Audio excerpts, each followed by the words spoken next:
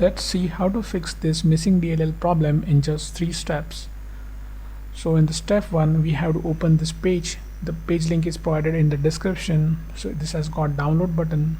So we'll click on download button and the file will get downloaded. We have to save this file somewhere.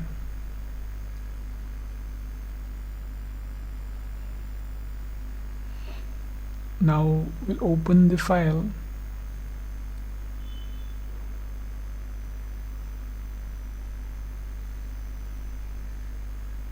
Now we have to copy this file. Right click on it and select copy. Then we'll move to the next step.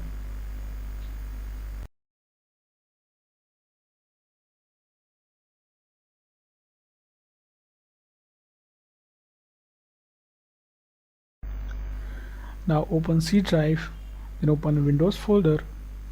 Now scroll down in the directory. We have to open System32 folder here. Now right click in the blank space and select paste. Click continue to paste it. If you face access denied issue, then you can follow the screen to fix that. And the step 2 will register the DLL file we just copied. Now open task manager with an administrator access. Click file, select run new task, then click on browse button. Now open C drive again, open Windows folder, open System32 folder. Now in the list we have to select this file,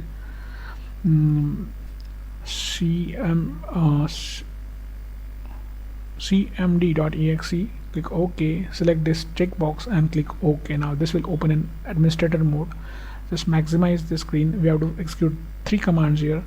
So first is going to be check disk. Now execute this and type Y. In the next command would be sfc space / scan now. Just execute this, and now while this running in the background, we'll open a new command prompt from task manager. Just click this box again and click OK.